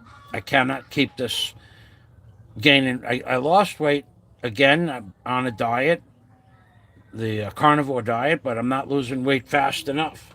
So nobody wants me to go to the Stanley house. Okay, let's take a look at the rest of the comments. What is my favorite coffee shop in Tagbilaran? I don't go into coffee shops. I don't sit there and drink coffee. I drink my coffee at 4 or 5 o'clock in the morning, and I don't go into coffee shops. I went into Bo's years ago, and I've never had a Starbucks coffee in my life. I've never had a chocolate mocha latte coffee in my life. I just don't drink coffee in places. I don't go to coffee houses. I don't go to bars either. But I don't think of bars and coffee houses as the same thing. I just don't go to a coffee house. I have no reason to go to a coffee house. I'm not the type of person to just sit down and chat with the person I'm with. And I've never had a coffee in Bo's probably in 4 years or 5 years. I had one. Somebody that I was with wanted a coffee. We went in there for a coffee. It was good, but that was the last time I had a cup of coffee outside my house. I don't drink coffee from the street. I don't buy coffee in the bakery shops where they have a coffee machine. I drink my coffee in the morning between 4:30 and 6 o'clock. My powdered coffee, I just put it in water and drink it, and that's all. And then sometimes I'll have one or two spoons of powdered coffee, small spoons, at about noon, and that's it. I do not ever, never. Coffee. Yeah, and when I lived in Cebu, I had coffee every day at the hotel I lived in. It was unlimited coffee. If I had When I went on vacation with Carl Vela, there was unlimited coffee at the hotel, day and night. So that was 3 years ago. So that was the last time I had a cup of coffee outside of my house. I'm not a coffee person in the daytime. I don't believe in sitting down and just sipping a cup of coffee. I drink water. Yeah, the Filipinos believe that salt water heals you. Yeah. Why only an incoming tide? Well, the electrical qualities of the water are different on an incoming tide. You can feel the difference of the water, incoming, outgoing. You can feel it. In other words, if you're an avid swimmer and you know what the water feels like on an incoming tide, it feels different on an outgoing tide. It's hard to explain, but it feels different. Now, on an incoming tide, the water's coming from the end of the island, from the Bohol Sea. All clean water, ocean water. It doesn't have any effluents in it. Chemicals, hair soap, sunbathing solutions, or urine or fecal matter. But that's when the tide is coming in, and I live only a mile, a little less than a mile from the end of the island. So you're getting fresh water from the ocean on the incoming tide. On the outgoing tide, 20 minutes after the tide changes, every septic water outlet that's on the side of the island that you're on is starting to push the effluents down along the shoreline. You can feel the difference, and you can smell the difference in the water. You can feel it and smell it. So It's cleaner on an incoming tide than it is on an outgoing tide. That's a fact. Any diver will tell you that there's a difference between the feel of the water when you're near land. In the ocean, it doesn't make a difference. It's just ocean currents. But when you're near land, like if you were in Alona Beach and the tide was coming in, you're good to go. But on the outgoing tide, you have all the affluence of every hotel up and down the coast of the Alona Beach. It's just septic water mixed in with ocean water. Okay, nobody's going to pay me $20 to go to the Stanley House. That's a travesty. I got to go. I got something that I want to do, and I have somebody that's been leaving a message for something that I have to do in the near future. So I will see you guys. I'm probably going to blog tomorrow. I'm probably going to blog. I want to get into a room at the Moto Hotel at some point tomorrow. I want to see if they'll let me in a room. But that's another thing. If I go to the hotel and they say, no, sir, you can't look at the room, I said, but I can bring you business. They don't care. They don't care. You will see me at the Moto Hotel tomorrow around noon or 1 o'clock. And you'll see me at the counter saying, may I go into one of your rooms? And they may or may not say yes. They don't care. They don't own the hotel. There's no money in it for them. And they may just have a rule not to bring anybody in. I don't know. I could lie and say I want to rent a room. Let me see the room first, but I'm not going to do that. I'm a local. I'm not going to tell them some fictitious story. I want to blog one of your rooms. They want the room blog, they'll let me in. If they don't want the room blog, they'll say no. I don't care one way or the other. No big deal to me. If they say yes, I get to blog the room. If they say no, it proves my point that they don't care how much money corporate makes. They follow the rules. The rules are no guests or no visitors or no videos. Who knows what the rules are? Tomorrow, we have to find out the rules. And rules could have changed from last week. I didn't ask last week, but the rules in the Philippines, they change from day to day. You have to know the rules. And so do time. Time changes here too.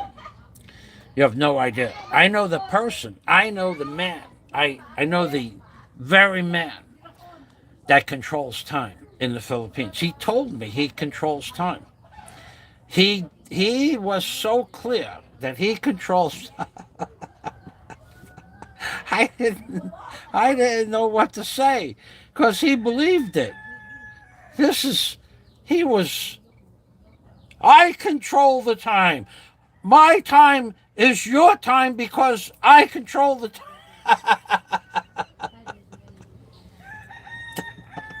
I was laughing so hard. Inside, I was laughing so hard. I couldn't catch a thought process. Outside, I was trying to hold a straight face. This guy was on how he controls time. That was a Kodak moment. Now all the veins in his head came out in his throat. He controls time. I was sitting there telling him, I'm thinking to myself, if I told him that he doesn't control time, he's going to have a heart attack. But the bottom line is he believes he controls the time. What a funny moment. And that was that. One day I'll tell you who it was and why. I won't tell you now. Unless you put $50 on Super Chat on the board. If you tell me $50 in Super Chat, I'll throw that guy's name right out there. And his telephone number. You'll know who he is.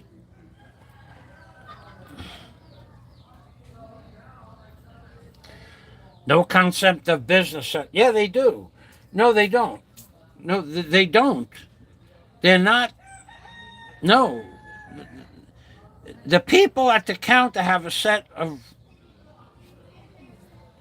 rules. They follow the rules. There's no. What can I say? I could tell you. I could tell you in construction materials. Okay. What did I want?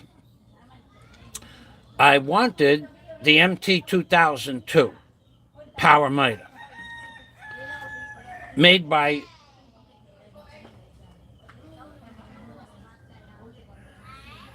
what's the name? Makita, the one I bought, the Makita one. I think it was the MT 202 or something like that. I wanted that one. And I went to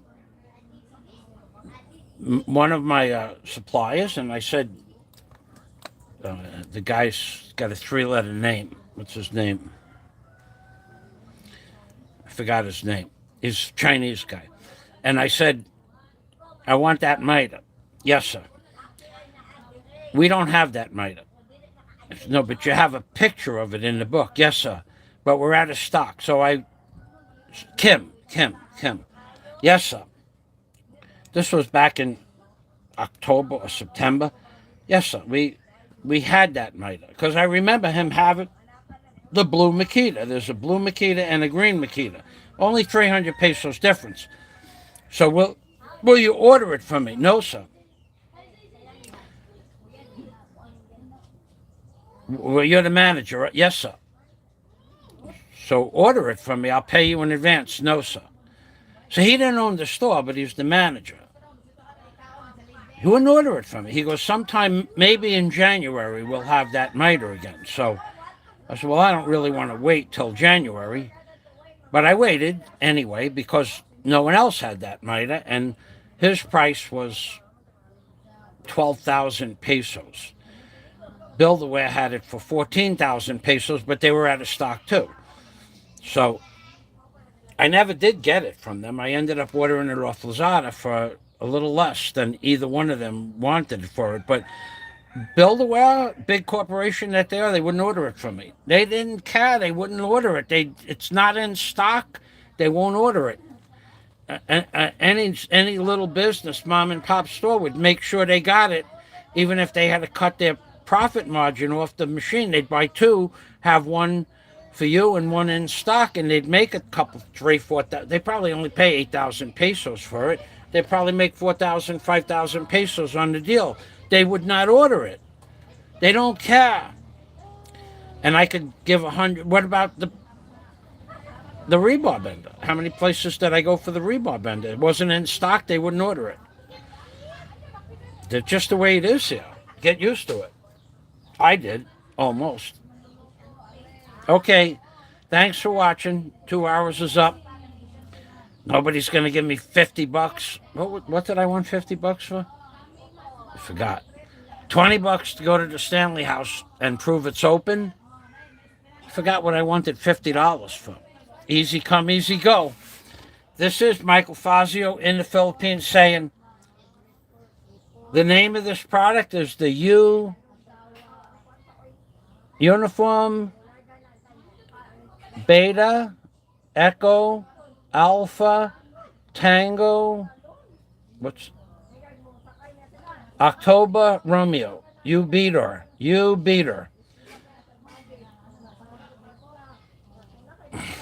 Let me see.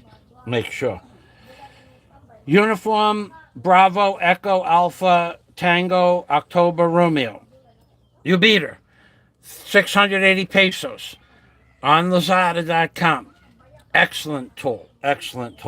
Did a beautiful job on my hair. I think I'm going to leave my hair this length.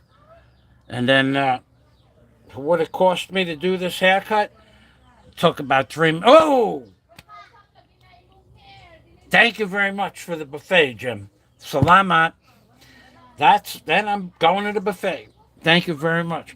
But I'll walk you next door to the Stanley House anyway. Everybody thinks I have all kinds of problems with them. Let me go get. I'll be back in a moment. I have to put a pair of shoes on.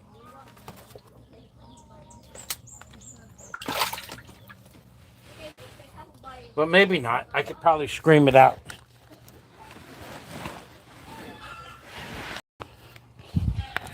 The owner is here. Hello.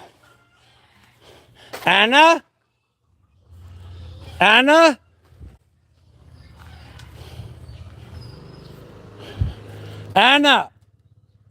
Christian, Sir, I want to ask. I want to ask you a question. Someone said that the Stanley. I don't think you can hear. Christian. Oh wait, that guy knows me.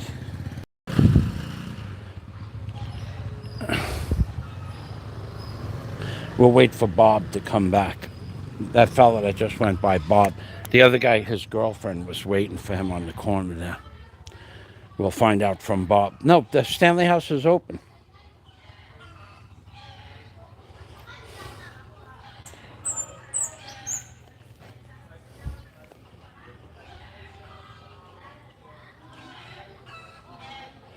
I don't ever tell people stuff that's not true.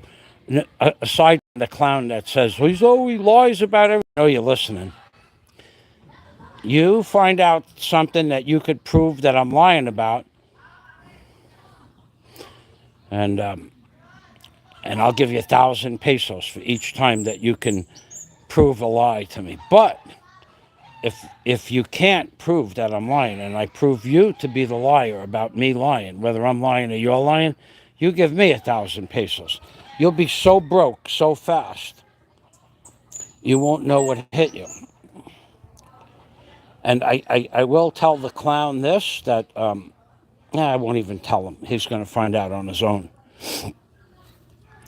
I don't know where Bob went. Bob! I have a quick question, please. Okay, when you get time. I'm not going to put you in the video. You're not in the video. All right, here's the owner. Oh, okay, I will ask. Wayne, good morning, good afternoon. Hello, Anna. You're not on the video. Not on the video. Video's facing me. Did you see the video last week? Where the guy, remember the guy who had sent you the email years ago? He posted a video stating that the Stanley House was closed and that nobody should go there because it's closed. Because of the mess on the property next door, you decided to close the business and walk away from it. Is that true? Okay, we have like 4 people out. That's what he said. I have the video saved. If you want, I'll send it to you. We just ignore them. Of course, I ignored them as well. I didn't send you the video, but I saved the video. But I had somebody just ask me now, is the Stanley House still closed or did they open? I said, no, it's open. It's never been closed. So anyway, I won't deter you any longer. Anna and Wayne, you have a nice day. Okay, honey, I will talk with you later. Okay, bye-bye for now. It's like that. That guy is nuts.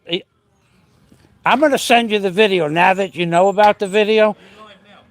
What? I'm live now, yeah.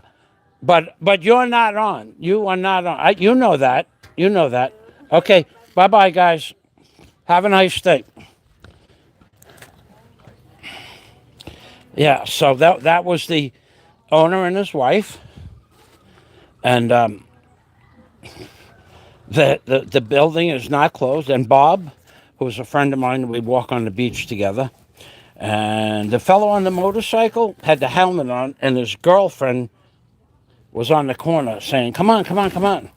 So he walked away. So, Jim, there's the answer to your question. How's that for a universal answer? An answer from the universe. The owner and his wife coming back from the beach at the exact moment, within 1 minute of me seeking an answer to a question as to whether or not the Stanley House is closed. But that guy made the video last week. I didn't pay any attention to it. But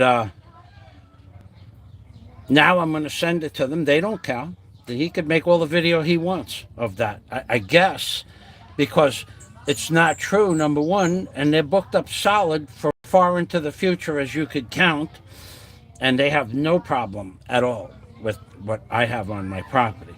So that guy, I will go $10,000 10,000 pesos for everything he said the Stanley House is closed. I will prove that the Stanley House is open.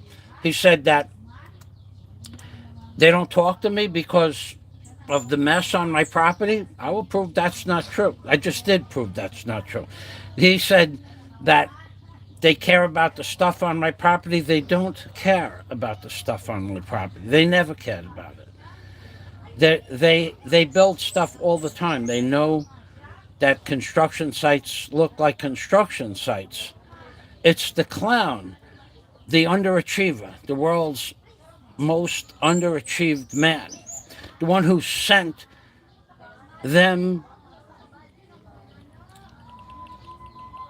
an email stating that Fazio, I don't think Fazio has permits, and he doesn't have a permit to operate the excavator, and he never got building plans. How about we bet 10,000 pesos on all of those things I just said, clown, and then and you bring a pile of cash with you. I'll meet you in some innocuous place, a neutral place. You bring a pile of cash, and we'll just go over all these things. Or you come here, and I'll prove everything that you said is wrong, and I'll take your money. Because when you lose, you're going to have to give me the money. I'm not going to let you slide. Because you're a liar. You make up stories that the Stanley House is closed, which is really bad that you make up stories like that. They don't appreciate it, but they don't care either. But they don't appreciate it. They don't like you one bit, clown.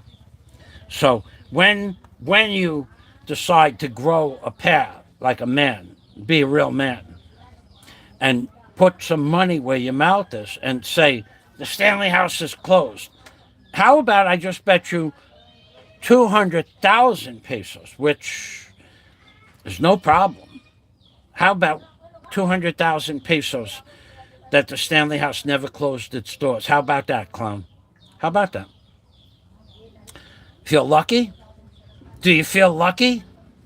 Because you're going to lose. How about 100,000 pesos that I got my plans back in 2017? How about another 100,000 pesos that I got my permits back in 2017? But 100,000 for each permit: plumbing, electric, septic, construction. How about that? How about that, clown? Can you afford to lose 2 million pesos in wages for just the things I just mentioned? No, you can't. You run your mouth, but you won't dare wager any money when you're running your mouth, because that's just the nature of a coward, the nature of a liar. You say there's another guy that's a liar in Cebu. You two guys are even keeled when it comes to lying. You two guys are neck and neck. Who are the two biggest liars in the Philippines blogging community? You guys are neck and neck. And one of you, no, both of you are liars as to who's going to beat whom up. That was one of the funniest things. Neither one of you are going to do anything to the other person. You just go back and forth like a couple of children. But forget that other guy and forget you. 100,000 for my electrical permit signed in 2017. 100,000 for my plumbing permit signed in 2017. 100,000 for my general construction plans signed in 2017. 100,000 for my septic tank plans signed in 2017. And 200,000 that the Stanley House never closed its doors. Little man, little man, little man, little man, little man, little man. You said that. I recorded it. I could send them the video. And now they both just said you're nuts. Both of them just said you're nuts. Because one of them occasionally watches your channel, and he knows you're nuts. And he knows that you're something is seriously wrong with you. There's no doubt in anybody's mind. I just wagered you 400,000 pesos on things that you were clear as day were true. And you're going to back down like you've backed down from everything else in your life forever. You're going to back down because you know it's not true. You're going to back down because you don't have 200,000 pesos to lose. You may have 200,000 pesos, but you don't have 200,000 pesos to lose. So that's why you're going to back down again. That's why you're going to back down again. I backed you down again. 200,000 that the Stanley House never closed its doors. You come here, we bang on everybody's door that's in the Stanley House for long-term rentals and ask them if they ever closed, and the answer will be no. 100,000 for each of my 5 permit tags. That's 500,000 and 200,000, 700,000 pesos. Feel lucky? Do you feel lucky? You just wait just a short while longer. And when I have something else cleared up, I'll ask you again if you feel lucky. Let me check the comments. So, Jim, I saw a comment there from you before. They had a good laugh, says Jim Alva. They did. And I'm going to send them the video. And in fact, if they knew about the video, when I asked them, they said no, they didn't know about the video. But now they do. Do they care? No. Are they going to file charges against you? They can't. You have that part of your worthless blogging. You have that down to a science. Hiding your face, changing your channel. You make it so complicated. You know all the ins and outs of the YouTube blogging genre. But one day, somebody like the other guy in Cebu, and maybe the other guy in Cebu himself, one day he'll come and confront you. And then you will understand what it's like to be confronted, mano a mano. Now, I don't say that who's going to win. That would be difficult to decide.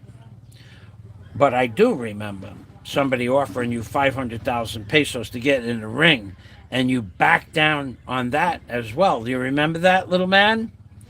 Do you remember that, little man? Do you remember that, little man? I'm sure you remember that.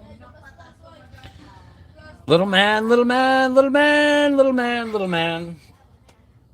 Sung to the tune of Our Man Flint. Remember Our Man Flint? His wristwatch had this little thing come out of his wristwatch to wake him up out of his meditation state. It came out and went, dee, dee. Little man, little man, little man, little man, little man. Our man Flint. Our little man, our little man, our little man, our little man. Little man lies whenever he can. It's what the little man does. Man, that's some reputation you got there. The world's most...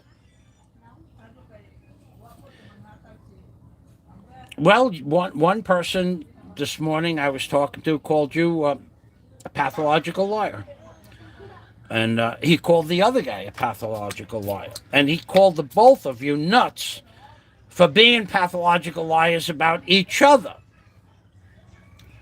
Nobody has ever caught me in a lie in the Philippines. I didn't lose my house and defraud the insurance company. That's another thing you said. I never did that. I gave the mortgage company back my house. There was papers that were signed. They relieved me of any fiduciary responsibilities to the house, to the property, 100%. Don't owe anybody a dime. That's another lie. But you will pay for those lies one day. You will pay for them. I'm telling you, that's a fact. You think that you're going to weasel out of everything like you've weaseled out of everything your whole life? Those things you will pay for. telling people that I defrauded the insurance, telling people that I don't pay tax in the immigration office. I mean, in the tax office in the Philippines. Telling people that I was late on my immigration fees. Telling people that remember the last big lie from the little man. The last big lie from the little man was that Fazio will never get a motion of consideration. And I got that. That was the last big lie. Fazio will never get, and I got that. When I showed it to you, did you apologize? No. He didn't show us the actual. I don't have to show you anything. The fact that I got it and I'm going to use it is fact enough that it exists.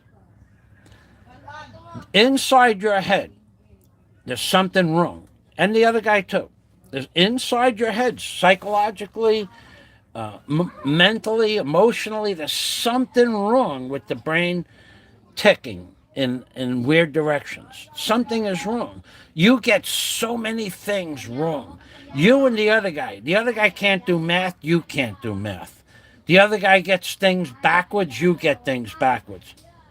The last major flub, F-L-U-B, that you did that I could recall off the top of my head is you said somebody ought to pick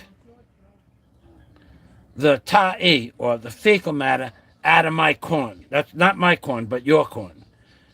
No, idiot. Somebody needs to pick the corn out of your fecal matter. You got it backwards. This morning's live stream, just to give you an update on your last flub, you said $1 million when it was million pesos. Because you're not intelligent enough to formulate sentences and sentence structure, syntax, and so on and so forth in advance of what you're saying. Your brain doesn't catch up with your thought process, or your thought process doesn't catch up. So you said $1 million in a blog this morning when you meant million pesos.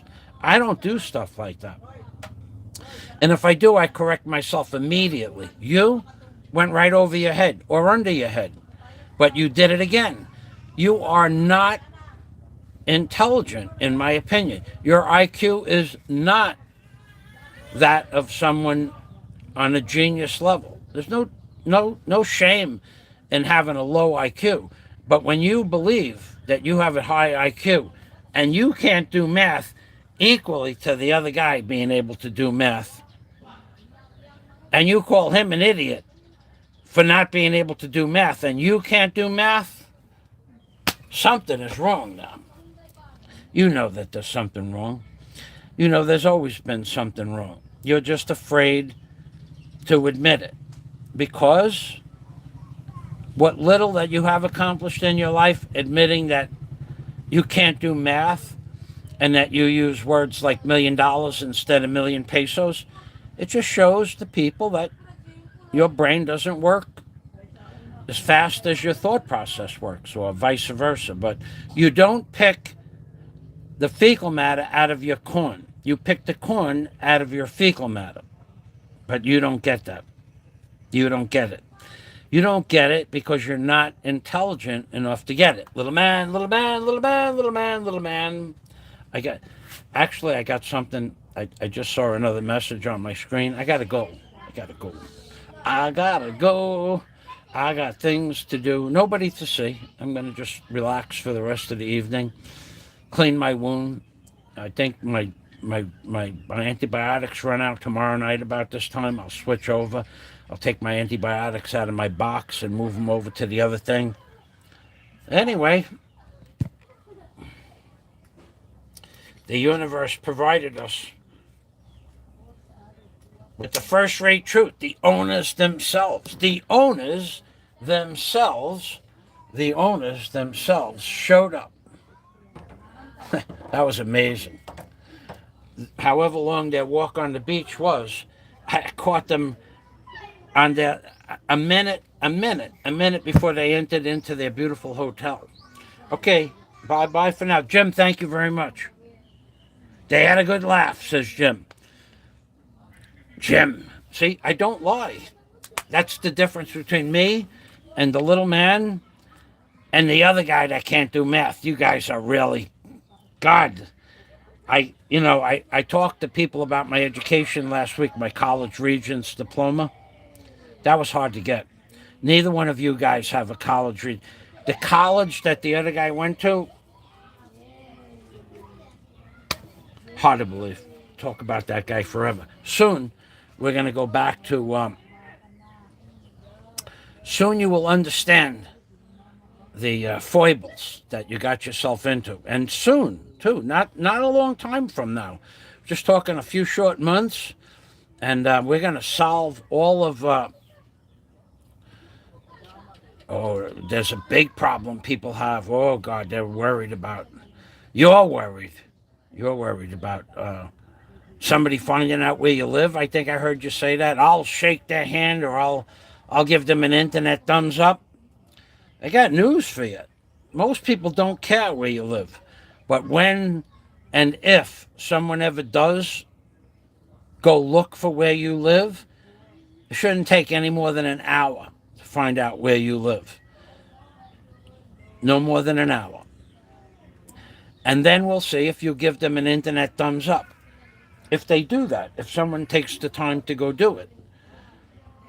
Let's see about that internet thumbs up if they find out where you live and blog your house.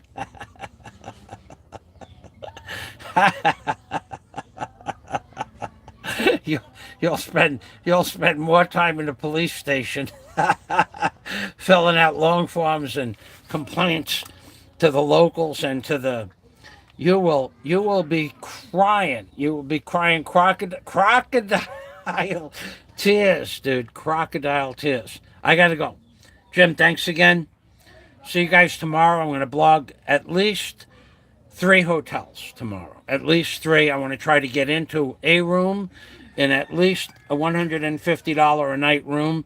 And I want to try to get into the Bellevue in the afternoon into one of their $400 rooms with a view of from the 6th floor.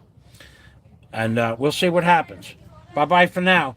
I'm Pink Permy from the Philippines, baby.